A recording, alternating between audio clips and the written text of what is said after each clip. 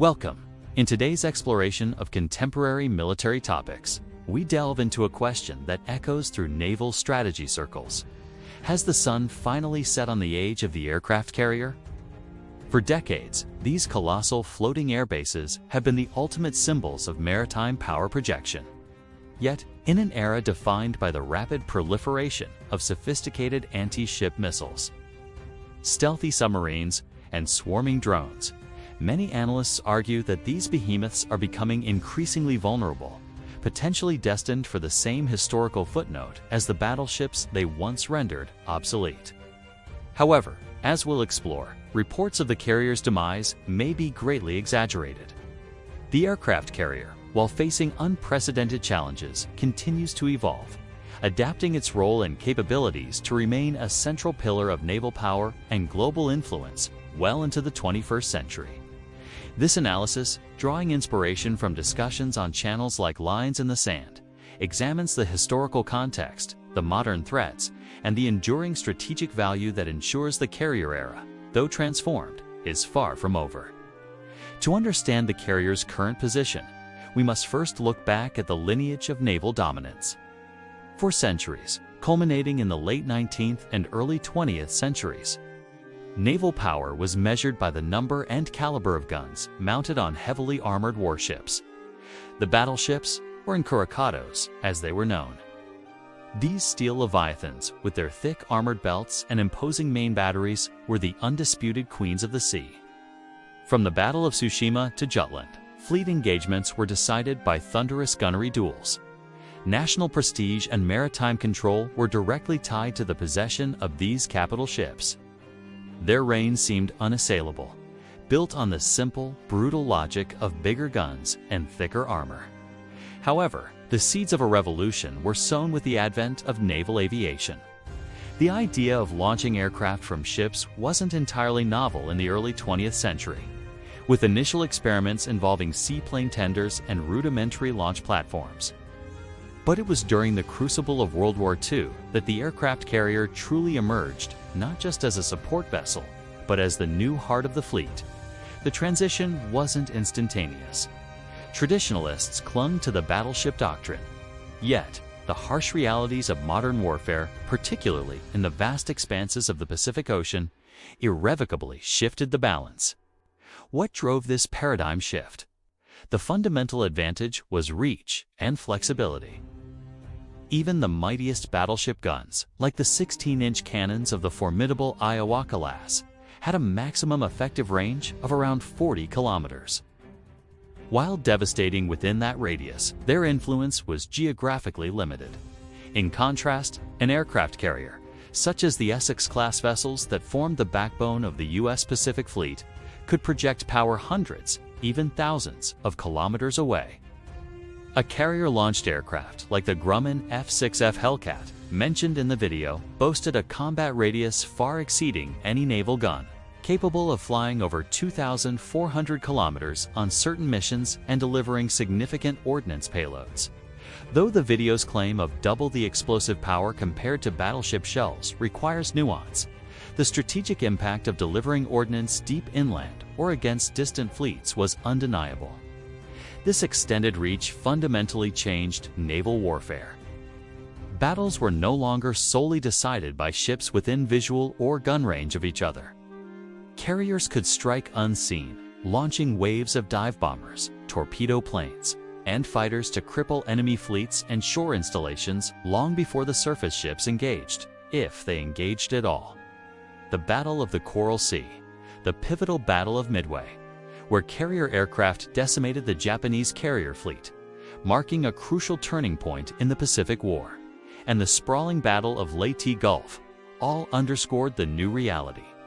Air power, projected from mobile sea bases, was the decisive factor. The U.S. victory in the Pacific, involving island-hopping campaigns, destruction of Japanese supply lines, and neutralization of enemy naval forces, would have been inconceivable without the dominance established by its carrier fleet. Would have been have to see it out. I've submitted about up a by to be balik, it bullocks obey it ipsalayet, bioet, be a cod by pied. big kayu babi plapa sukwe deluxe. Ik I took by to the rose I got it's a car by kata I go took to the to we will kept a gather but I type away papa backed up to low eyes took by light lay out without what bad up back up where the pick bell pay but away golly at the see us we see the let's to was back at the come up away bips Lista this was the kid over the bit to open the kitchen over but it's the era of the battleship had definitively ended, replaced by the era of the aircraft carrier. In the aftermath of World War II, the United States emerged as the world's preeminent naval power. With the aircraft carrier solidified as its primary instrument of global influence and power projection. Throughout the Cold War, the U.S. Navy invested heavily in developing ever larger and more capable carriers, culminating in the nuclear-powered supercarriers of the Nimitz class, and now the Gerald R. Ford class. These weren't just ships, they were floating cities, sovereign pieces of American territory capable of operating anywhere in the world's oceans for extended periods without refueling, displacing up to 100,000 tons and crewed by around 5,000 personnel. These giants could generate staggering amounts of air power. As highlighted by lines in the sand, a modern U.S. supercarrier can sustain sortie rates of up to 125 attack missions per day, hitting multiple targets with high precision using a versatile air wing of fighters, attack jets, electronic warfare aircraft, and early warning planes. During the Cold War and its aftermath, these carrier strike groups, the carrier itself, accompanied by cruisers, destroyers, submarines, and supply ships, became the ubiquitous symbol of American commitment and military might.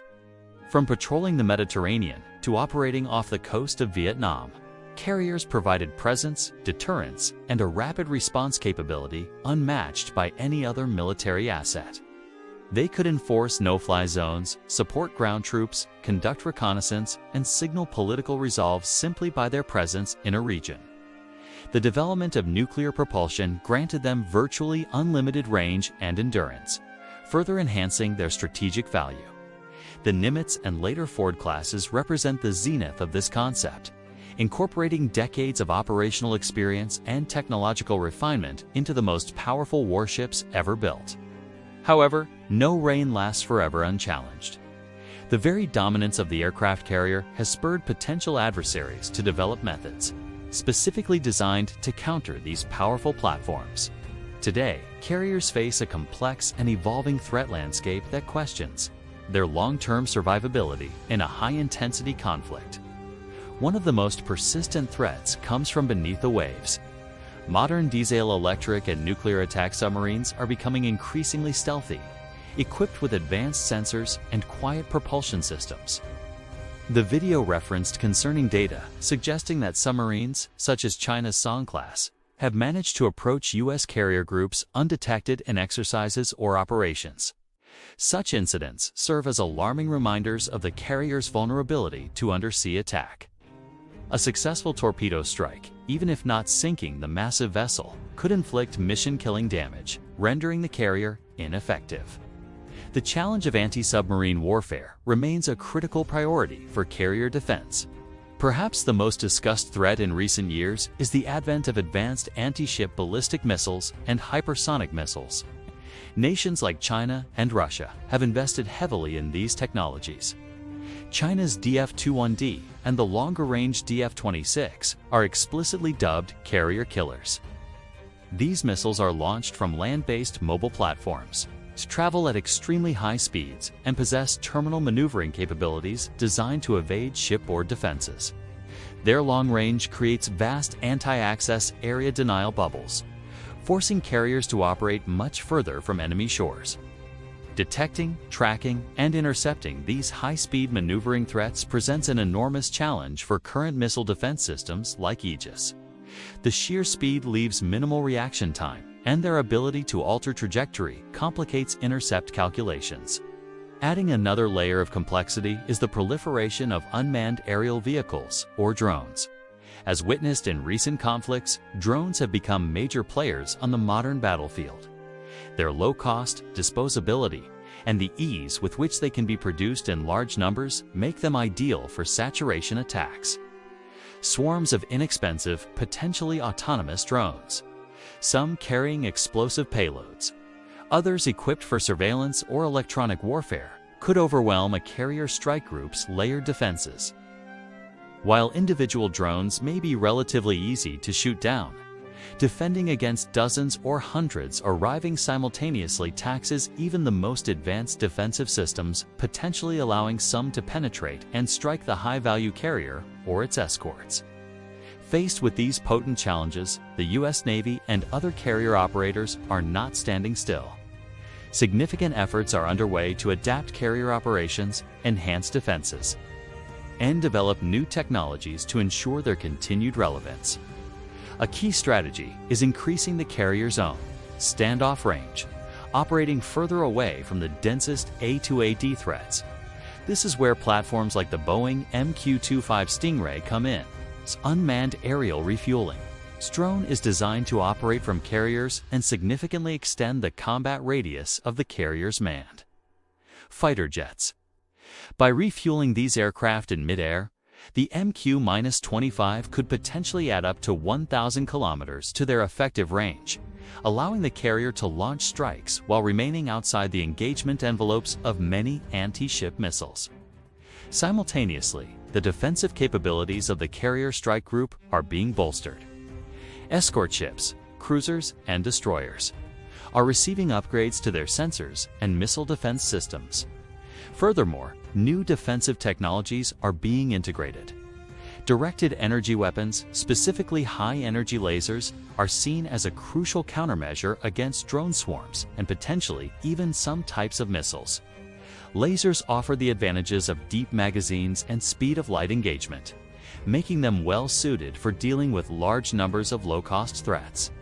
Advanced electronic warfare suites are also being developed to jam or disrupt enemy guidance systems and communications.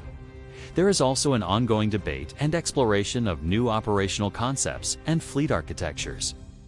The idea of distributed maritime operations envisions spreading naval capabilities across more platforms, making the fleet less reliant on a small number of high-value carriers and thus more resilient.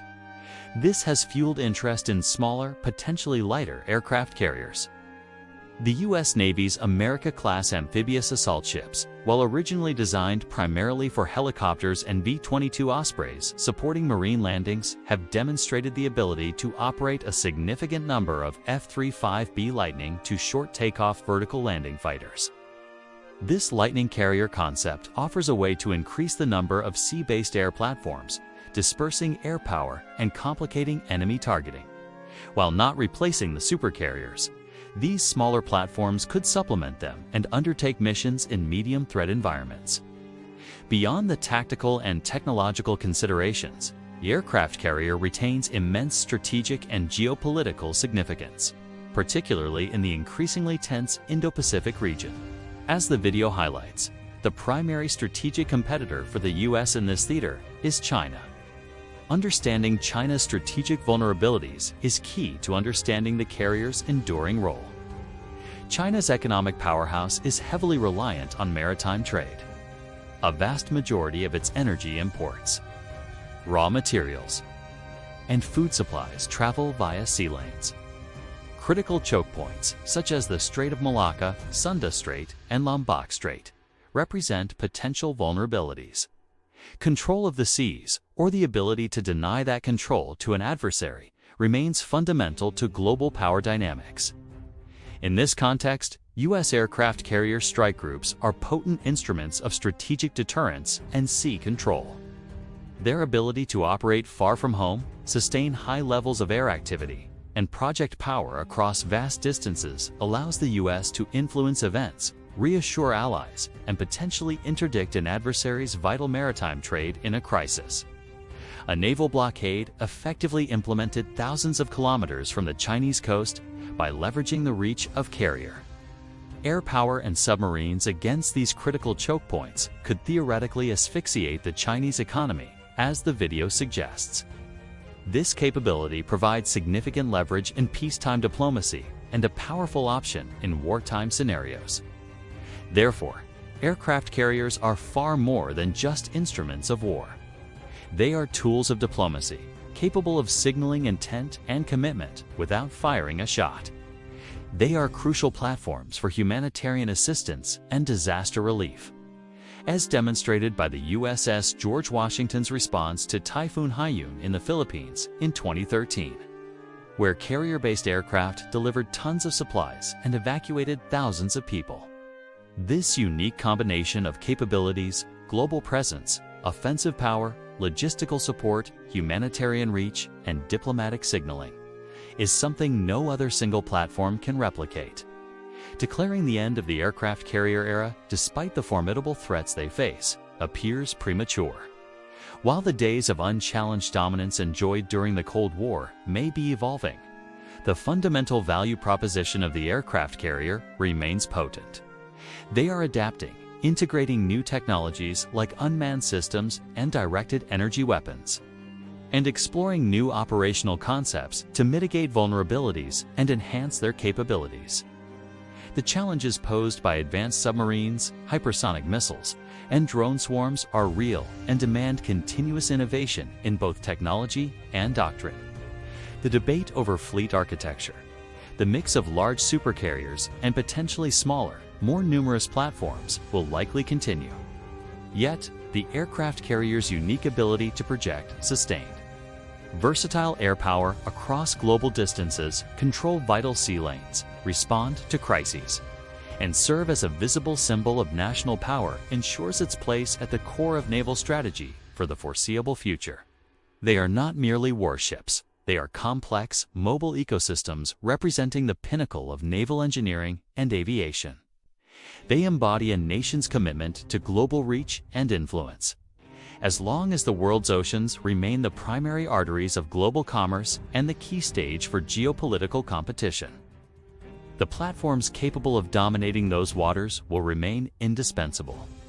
The aircraft carrier, constantly evolving to meet the challenges of a changing world, continues to reign as a powerful, versatile, and strategically vital asset on the global chessboard. The era isn't ending. It's transforming.